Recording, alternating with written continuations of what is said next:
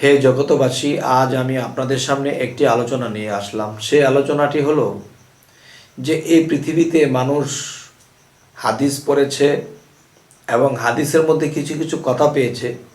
রাসূলকে যদি কেউ এক নজর দেখতে পারে তার জন্য দোজখ হারাম। তো আল্লাহ কি বলেছে? যারা রাসূলকে দেখলো, যারা রাসূলকে মানলো, তারা আমাকে মানলো। আর যারা রাসূলকে দেখলো, আমি আল্লাহকেই দেখলো।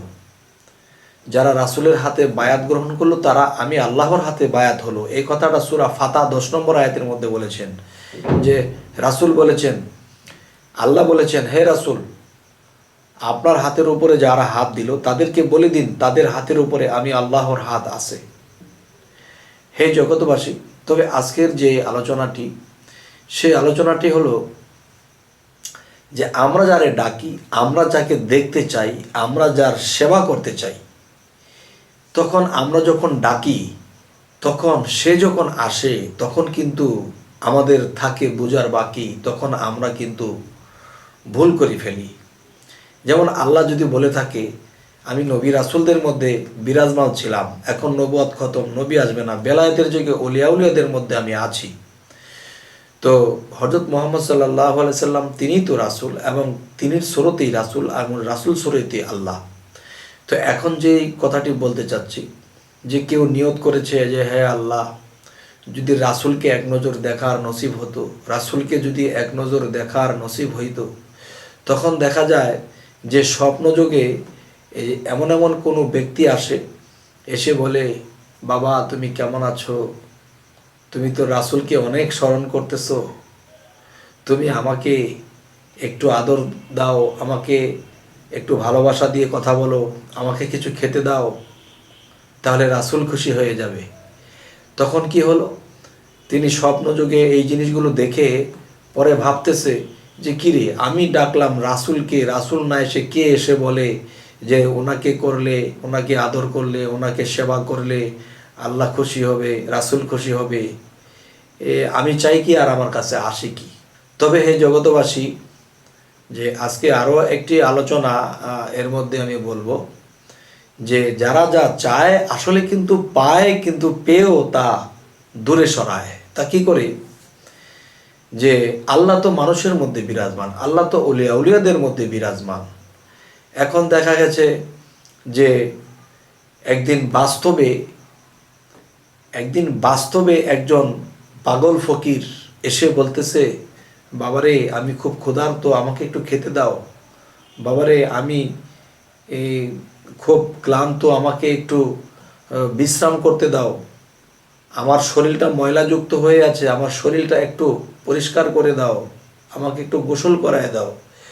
তখন সে কি বলতেছে, যে বেটা কোত্থেকে আসছো, শরীরে ময়লা, এই আমি তোমাকে চিনি না, যাও যাও, বিভিন্ন খারাপ বলে তাকে তাড়িয়ে দিল।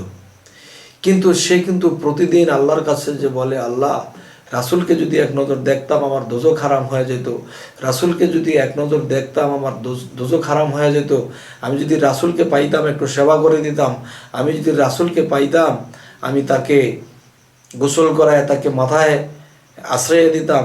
মানে একজন পাগল হাল এসে গেলে মানুষ যেরকম আল্লাহকে বলে সেরকমই বলে। কিন্তু দেখা যায় যে রাসূল কোথায়?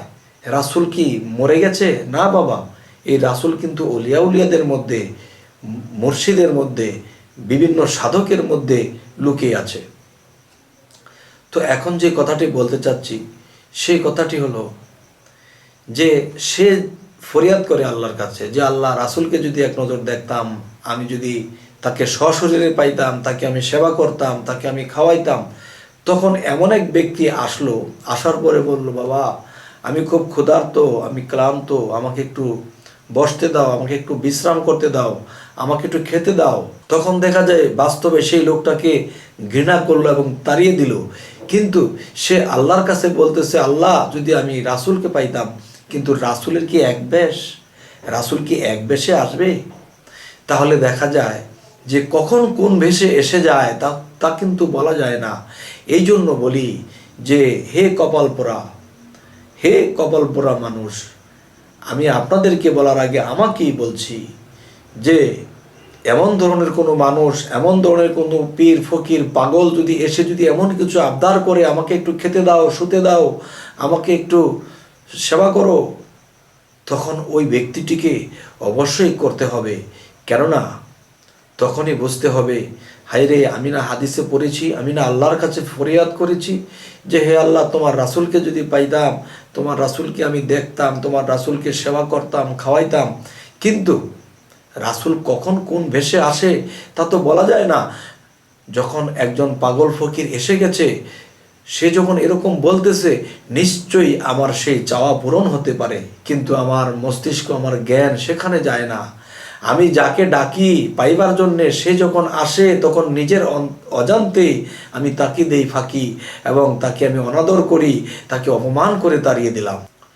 হে জগতবাসী, আজকের এই আলোচনাটি এমনই একটা বিষয় যে মানুষ যেই ধন আল্লাহর কাছে চায়, সেই ধন কিন্তু কাছে এসে যায়, কিন্তু তাকে না চেনার কারণে, না বোঝার কারণে সে কিন্তু আবার দূরে সরে যায়। হে জগতবাসী, আমি জানি না আজকের এই আলোচনা আপনাদের কেমন লাগলো, তবে হ্যাঁ, যে আমি রাসূলকে কখনো দেখিনি, রাসূলকে কেমন তাও আমি জানি না, তবে রাসূল কোথায় আছে? আল্লাহ বলেছে, আমি অলিয়া আউলিয়াদের মধ্যে লুকিয়ে আছি।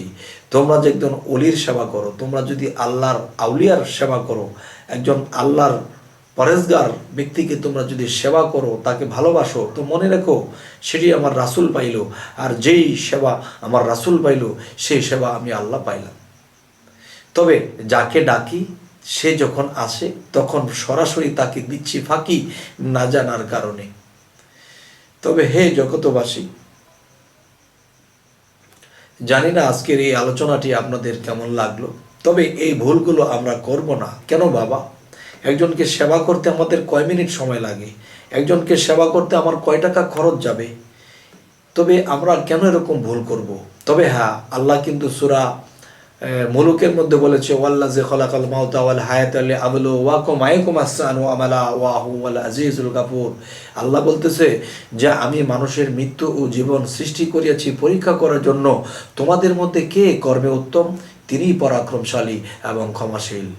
হে জগতবাসী, যখনই আল্লাহর কাছে ফরিয়াদ করেছি, আল্লাহ কিন্তু দিয়েছে, আমি চিনতে পারিনি, তবে চেনার দরকার নেই। ওরকম আল্লাহর অলিকে আমাদের একটু চিন্তা করে, একটু জ্ঞান করে চিনে নিতে হবে।